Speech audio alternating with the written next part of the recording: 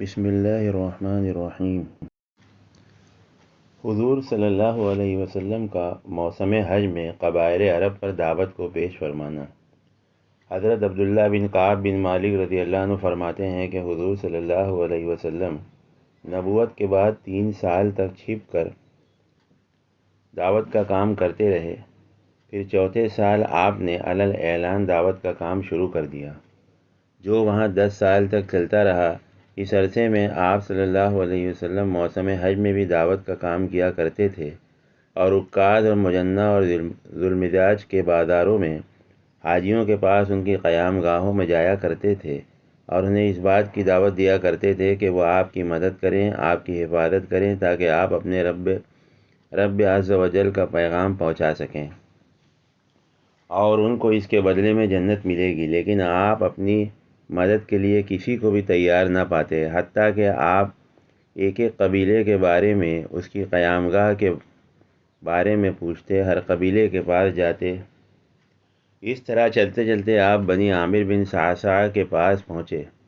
آپ کو کبھی کسی کی طرف سے اتنی اذیت اور تکلیف نہیں پہنچی جتنی ان کی طرف سے پہنچی، یہاں تک کہ جب آپ ان کے پاس سے واپس چلے تو آپ کو پیچھے سے پتھر مار رہے تھے۔ پھر آپ بنو محارب بن خصفہ کے پاس تشریف لے گئے اور وہاں پہنچے۔ ان میں ایک بوڑھا ملا جس کی عمر 120 سال تھی۔ آپ نے اس سے گفتگو فرمائی اور اس کو اسلام کی دعوت دی، اس بات کی دعوت دی کہ وہ آپ کی مدد اور حفاظت کرے تاکہ آپ اپنے رب کا پیغام پہنچا سکیں۔ تو اس بوڑھے نے جواب دیا، او آدمی، تیری قوم تیرے حالات کو ہم سے زیادہ جانتی ہے۔ اللہ کی قسم، جو بھی تمہیں اپنے ساتھ اپنے علاقے میں لے کر جائے گا وہ حاجیوں میں سب سے زیادہ بری چیز نعوذ باللہ لے کر جائے گا۔ اپنے آپ کو ہم سے دور رکھو، یہاں سے چلے جاؤ۔ اور ابو لہب وہاں کھڑا ہوا اس محاربی بوڑھے کی باتیں سن رہا تھا، تو اس محاربی بوڑھے کے پاس کھڑے ہو کر کہنے لگا، اگر سارے حاجی تیری طرح سخت جواب دینے والے ہوتے تو یہ آدمی اپنے دین کو چھوڑ دیتا، نعوذ باللہ۔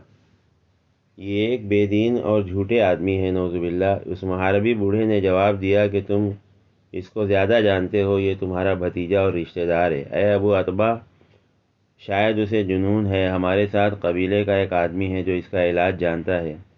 ابو لہب نے اس بات کا کوئی جواب نہیں دیا، لیکن وہ جب بھی آپ کو عرب کے کسی قبیلے کے پاس کھڑا ہوا دیکھتا تو دور ہی سے چلا کر کہتا، یہ بے دین اور جھوٹے ہیں، نعوذ باللہ۔ حضرت وابسہ اپنے دادا سے نقل کرتے ہیں کہ ہم لوگ مینا میں جمرہ اولا اور مسجد خیف کے قریب اس کے پاس کھڑے ہوئے تھے کہ حضور صلی اللہ علیہ وسلم ہمارے پاس ہماری قیام گاہ میں تشریف لائے، اور آپ کی سواری پر آپ کے پیچھے حضرت زید بن حارث بھی بیٹھے ہوئے تھے۔ آپ نے ہمیں دعوت دی جسے ہم نے اللہ کی قسم قبول نہ کیا، اور یہ ہم نے اچھا نہیں کیا، اور ہم نے اسی موسم حج میں آپ کے اور آپ کی دعوت کے بارے میں سن رکھا تھا۔ آپ نے ہمارے پاس کھڑے ہو کر دعوت دی جسے ہم نے قبول نہیں کیا۔ ہمارے حضرت میسرہ بن مسروق ابسی بھی تھے، ہمارے ساتھ میں میسرہ بن مسروق ابسی بھی تھے۔ وہ کہنے لگے، اللہ کی قسم کھا کر کہتا ہوں، اگر ہم اس آدمی کو سچا مان لیں اور اسے اپنے ساتھ اپنے علاقے میں لے کر اپنے بیچ میں ٹھہرا لیں تو یہ بہت اچھی رائے ہوگی۔ میں اللہ کی قسم کھا کر کہتا ہوں کہ اس آدمی کی بات غالب ہو کر رہے گی، یعنی جناب رسول اللہ صلی اللہ علیہ وسلم کی بات غالب ہو کر رہے گی، حتیٰ کہ دنیا میں ہر جگہ پہنچ جائے گی۔ قوم نے میسرہ سے کہا کہ ان باتوں کو چھوڑو، ایسی بات ہم پر کیوں پیش کرتے ہو جس کے برداشت کی ہم میں طاقت نہیں ہے۔ میسرہ رضی اللہ عنہ کی باتیں سن کر حضور صلی اللہ علیہ وسلم کو میسرہ کے ایمان لانے کی کچھ امید ہو گئی۔ آپ نے میسرہ سے مزید بات کی۔ میسرہ نے کہا کہ آپ کا کلام بہت ہی خوبصورت اور بہت نورانی ہے، لیکن میری قوم میری مخالفت کر رہی ہے، اور آدمی تو اپنی قوم کے ساتھ ہی چلا کرتا ہے، جب آدمی کی قوم ہی آدمی کی مدد نہ کرے تو دشمن تو اور زیادہ دور رہیں گے۔ یہ سن کر حضور صلی اللہ علیہ وسلم واپس تشریف لے گئے۔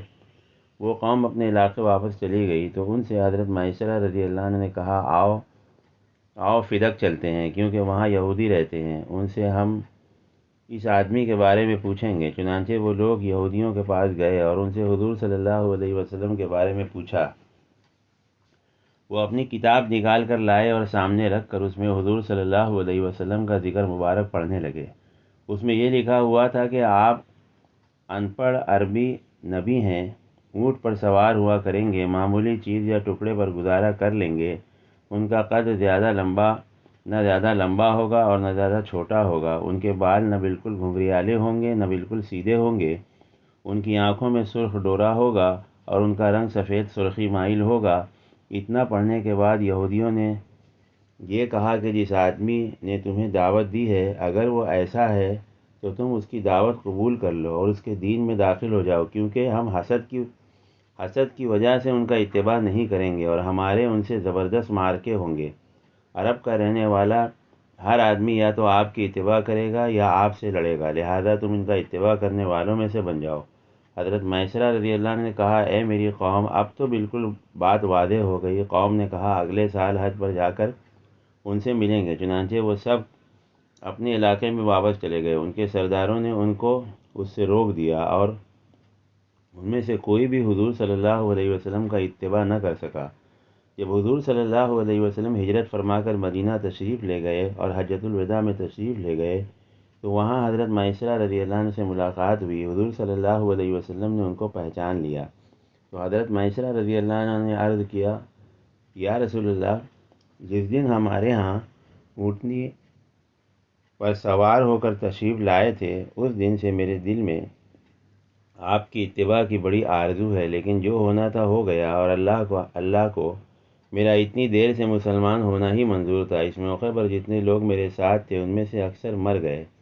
اے اللہ کے نبی، اب وہ کہاں ہوں گے؟ حضور صلی اللہ علیہ وسلم نے فرمایا، جو بھی اسلام کے علاوہ اور کسی دین پر مرا وہ اب دوزخ میں ہے۔ حضرت میسرہ رضی اللہ عنہ نے کہا، الحمدللہ، تمام تعریف اس اللہ کے لیے ہے جس نے مجھے بچا لیا، اور حضرت میسرہ رضی اللہ عنہ مسلمان ہو گئے، اچھے مسلمان بن کر زندگی گزاری، اور حضرت ابوبکر رضی اللہ عنہ کے ہاں ان کا بڑا درجہ تھا۔ حضرت ابن رومان رضی اللہ عنہ اور حضرت عبداللہ بن ابی بکر رضی اللہ عنہ وغیرہ حضرات فرماتے ہیں کہ حضور صلی اللہ علیہ وسلم بادار عکاظ میں قبیلہ کندہ کے پاس ان کی قیامگاہ میں تشریف لے گئے۔ آپ ان سے زیادہ نرم مزاج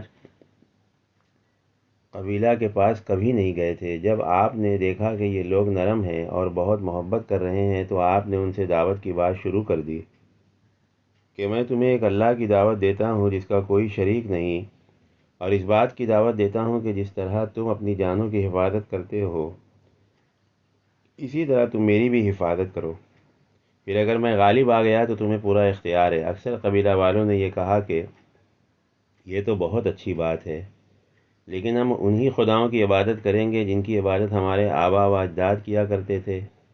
قوم میں سے ایک چھوٹی عمر والے نے کہا، اے میری قوم، دوسروں کی ماننے اور ساتھ لے جانے سے پہلے تم ان کی بات مان لو، ان کو اپنے ساتھ لے جاؤ۔ اللہ کی قسم، قوم میں کا ایک کانا آدمی تھا، اس نے کہا، چپ کرو، میری بھی سنو، اس کو تو اس کے خاندان نے نکال دیا اور تم اس کو پناہ دے کر پورے عرب کی لڑائی مول لینا چاہتے ہو؟ نہیں نہیں، ایسا ہرگز نہ کرو۔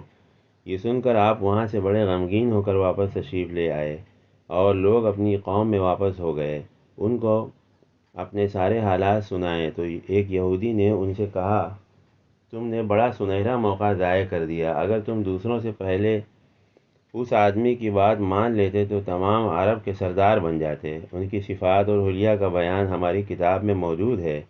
وہ یہودی کتاب میں سے حضور صلی اللہ علیہ وسلم کی صفات اور حلیہ پڑھ کر سناتا جاتا، اور جو حضور صلی اللہ علیہ وسلم کو دیکھ کر آئے تھے وہ اس سارے کی تصدیق کرتے جاتے تھے۔ اس یہودی نے کہا کہ ہماری کتاب میں یہ بھی ہے کہ ان کا ظہور مکہ میں ہوگا اور وہ ہجرت کر کے یثرب مدینہ جائیں گے۔ یہ سن کر ساری قوم نے طے کیا کہ اگلے سال موسم حج میں جا کر حضور صلی اللہ علیہ وسلم سے ضرور ملیں گے، لیکن ان کے ایک سردار نے ان کو اگلے سال حج پر جانے سے روک دیا۔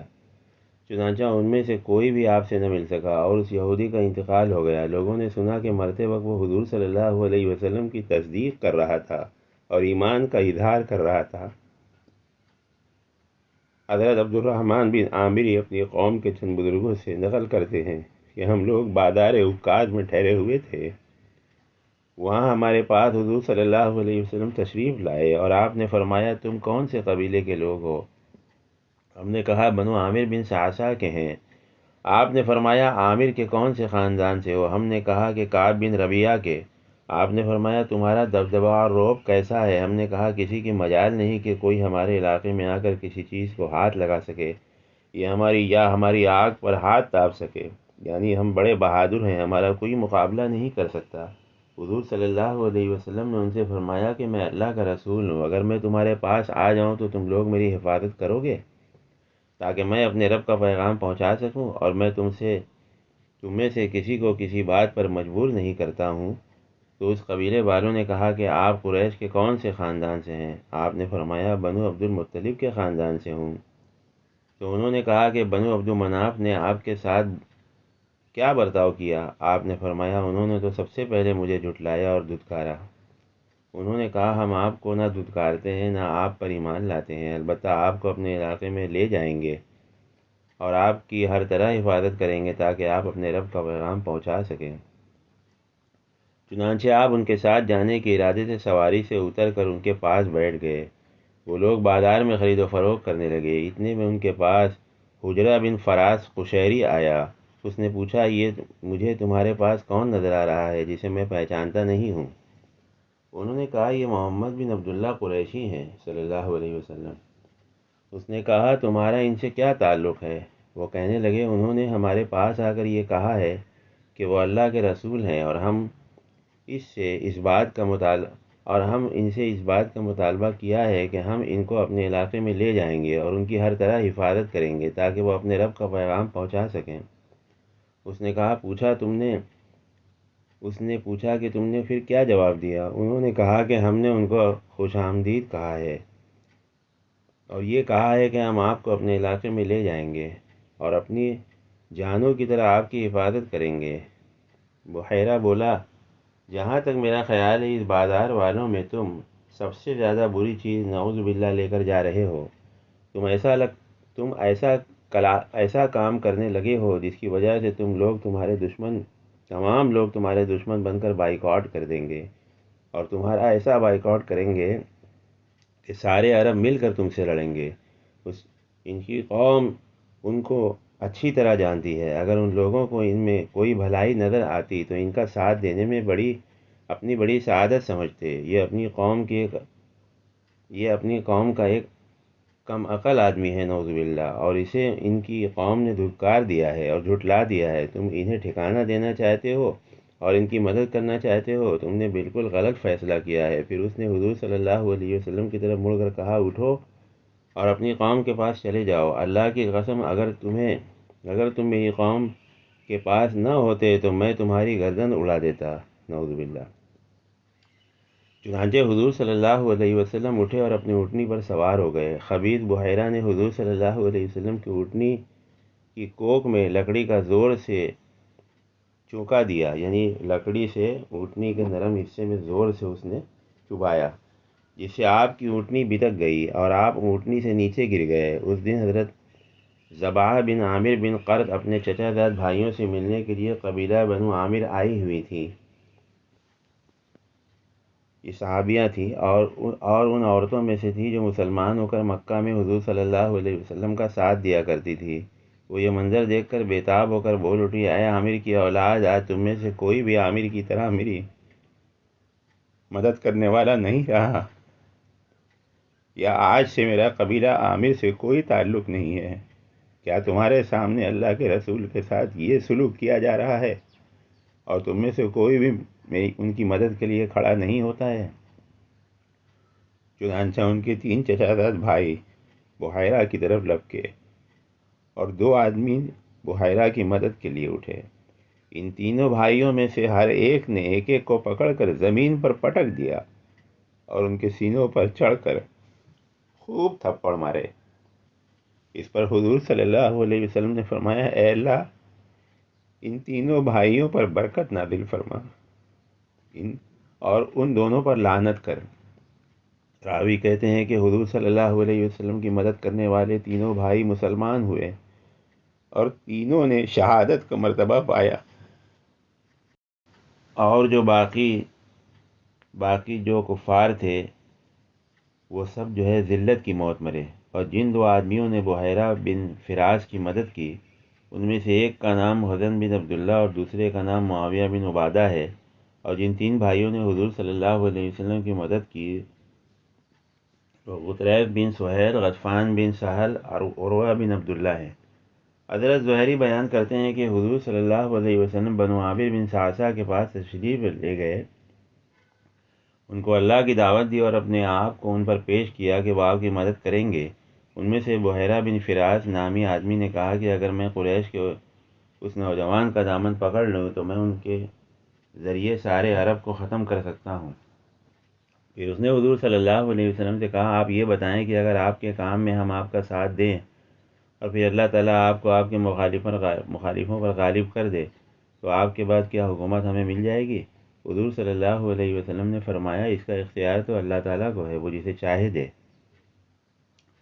اس نے کہا، واہ واہ، آپ کو بچانے کے لیے عربوں کے سامنے ہم اپنے سینے کر دیں، اور جب اللہ آپ کو غالب کر دے تو حکومت دوسروں کو مل جائے، ہمیں آپ کے کام کی ضرورت نہیں ہے۔ اور یہ کہہ کر ان سب نے حضور صلی اللہ علیہ وسلم کو انکار کر دیا۔ جب حاجی لوگ واپس جانے لگے تو بنو عامر بھی اپنے علاقے کو واپس گئے۔ وہاں ایک بڑے میاں تھے جن کی بہت زیادہ عمر تھی، جو ان کے ساتھ حج سفر میں نہیں تھے۔ جب ان کے قبیلے والے حج کر کے واپس آتے تو ان کو اس حج کی ساری کارگزاری سنایا کرتے۔ چنانچہ اس سال جب قبیلہ کے لوگ حج کر کے واپس ہوئے تو انہوں نے اس حج کے سارے حالات ان سے پوچھے۔ انہوں نے بتایا کہ ایک قریشی نوجوان جو بنی عبد المطلب میں سے تھے وہ ہمارے پاس آئے تھے، جو یہ کہہ رہے تھے کہ وہ نبی ہیں اور ہمیں اس بات کی دعوت دے رہے تھے کہ ہم ان کی حفاظت کریں، ان کا ساتھ دیں، ان کو اپنے علاقے میں لے آئیں۔ یہ سن کر اس بڑے میاں نے اپنا سر پکڑ لیا اور کہا، ہے بنو عامر، کیا اس غلطی کی کوئی تلافی ہو سکتی ہے؟ کیا اس پرندے کی دم ہاتھ میں آ سکتی ہے؟ یعنی تم نے ایک سنہرا موقع کھو دیا۔ اس ذات کی قسم جس کے قبضے میں فلاں کی جگہ ہے، آج تک کبھی کسی اسماعیلی نے نبوت کا جھوٹا دعویٰ، یعنی حضرت اسماعیل علیہ السلام کی اولاد میں کسی نے نبوت کا جھوٹا دعویٰ نہیں کیا۔ ان کا دعویٰ نبوت بالکل حق ہے، اور تمہاری عقل کہاں چلی گئی تھی؟ حضرت زہری رحمۃ اللہ علیہ بیان کرتے ہیں کہ حضور صلی اللہ علیہ وسلم قبیلہ کندہ کے پاس ان کی قیامگاہ میں تشریف لے گئے۔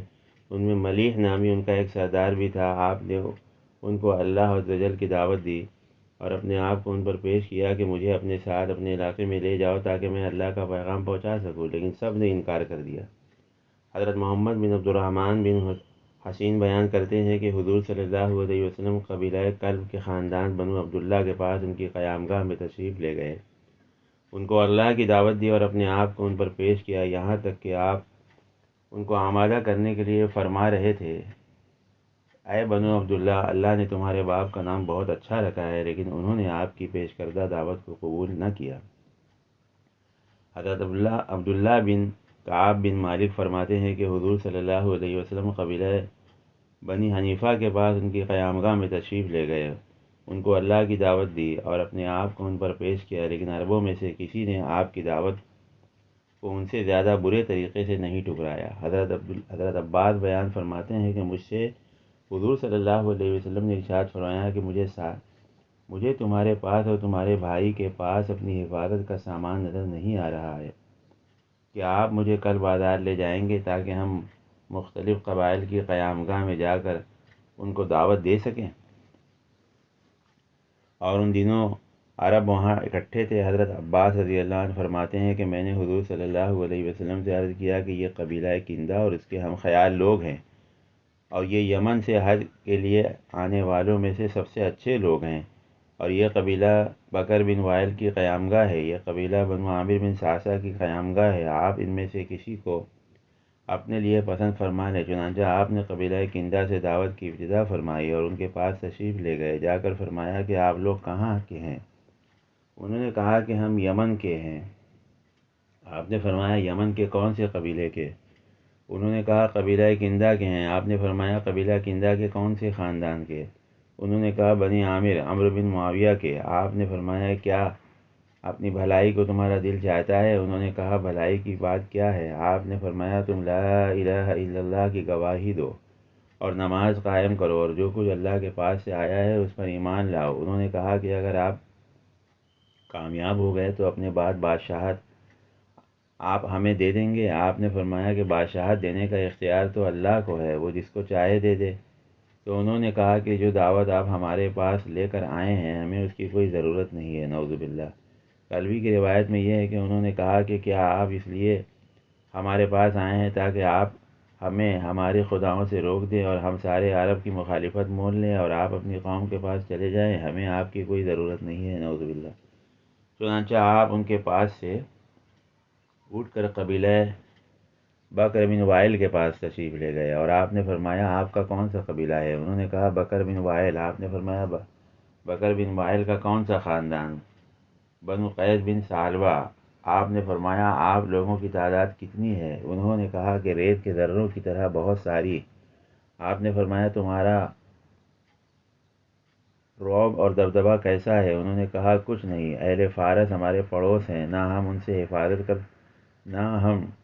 سے حفاظت کر سکتے ہیں اور نہ ہم ان کا مقابلہ کر سکتے ہیں اور نہ ہم ان کے مقابلے میں کسی کو پناہ دے سکتے ہیں۔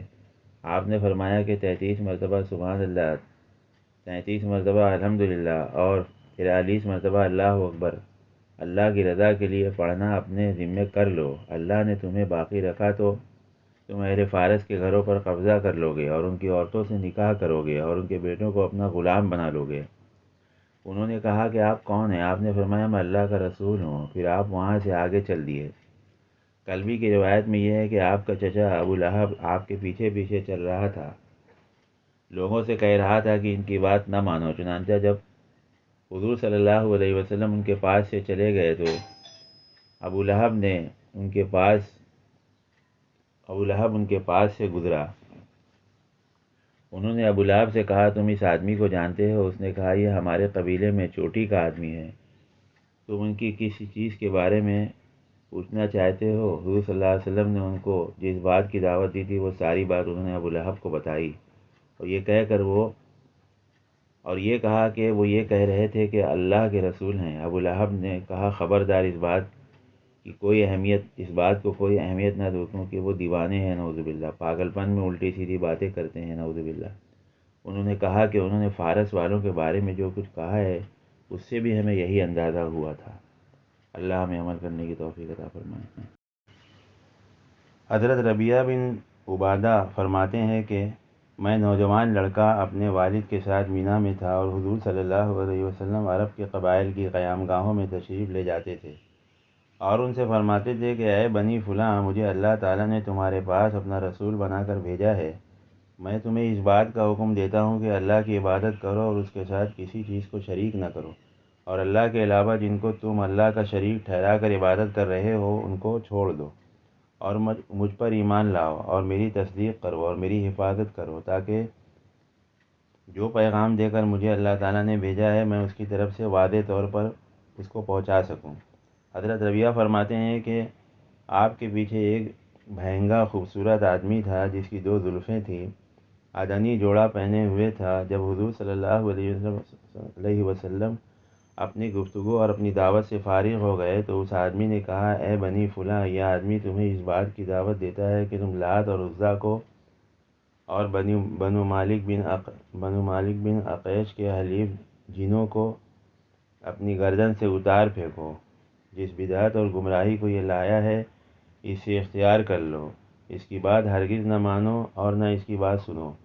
حضرت ربیعہ فرماتے ہیں کہ میں نے اپنے والد سے کہا کہ اے ابا جان، یہ آدمی کون ہے جو ان کے پیچھے لگا ہوا ہے اور جو وہ کہتے ہیں اس کی بات کا انکار کرتا ہے؟ میرے والد نے کہا یہ ان کا چچا عبدالعزیٰ بن عبدالمطلب ابو لہب ہے۔ مدرک سے روایت ہے کہ انہوں نے کہا کہ میں نے اپنے والد کے ساتھ حج کیا اور جب ہم مینا میں ٹھہرے ہوئے تھے تو ہم لوگوں نے ایک جگہ مجمع دیکھا۔ میں نے اپنے والد سے پوچھا کہ یہ مجمع کیسا ہے؟ انہوں نے کہا کہ یہ ایک آدمی بے دین ہے، نعوذ باللہ، جس کی وجہ سے یہ لوگ جمع ہیں۔ میں نے وہاں دیکھا تو حضور صلی اللہ علیہ وسلم لوگوں سے فرما رہے تھے اے لوگو لا الہ الا اللہ پڑھ لو، کامیاب ہو جاؤ گے۔ حضرت حارث بن حارث غامدی فرماتے ہیں کہ ہم مینا میں ٹھہرے ہوئے تھے کہ میں نے اپنے والد سے پوچھا کہ یہ مجمع کیسا ہے۔ انہوں نے کہا کہ یہ سب ایک بے دین آدمی کی وجہ سے جمع ہے۔ فرماتے ہیں کہ میں نے گردن اونچی کر کے دیکھا تو نظر آیا کہ حضور صلی اللہ علیہ وسلم لوگوں کو اللہ کی وحدانیت کی دعوت دے رہے ہیں اور لوگ آپ کی بات کا انکار کر رہے ہیں۔ حضرت حسان بن ثابت فرماتے ہیں کہ حج کرنے گیا، وہاں حضور صلی اللہ علیہ وسلم لوگوں کو اسلام کی دعوت دے رہے تھے اور آپ کے صحابہ کو طرح طرح کی تکلیفیں دی جا رہی تھیں۔ چنانچہ میں حضرت عمر رضی اللہ عنہ کے بعد آ کر کھڑا ہوا، اس وقت تک حضرت عمر مسلمان نہیں ہوئے تھے۔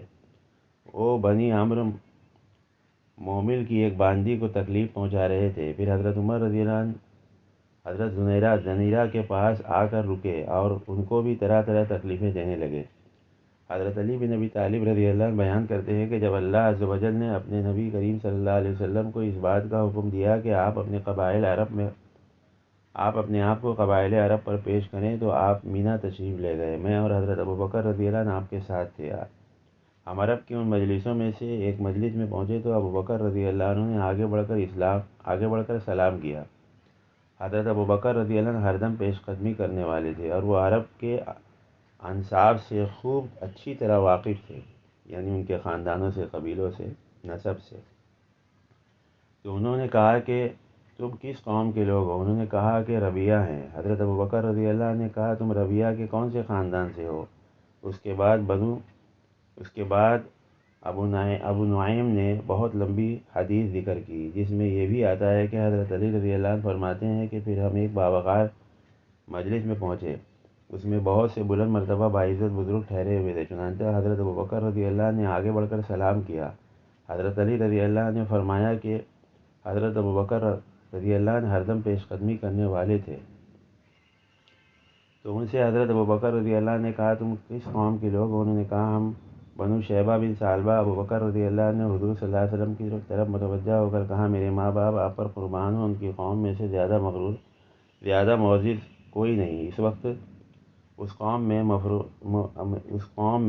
مفروق بن عمرو، ہانی بن قبیصہ، مثنہ ابن حارثہ، نعمان بن شریک موجود تھے۔ ان میں ابوبکر رضی اللہ عنہ کے سب سے زیادہ قریب مفروق بن عمرو تھے۔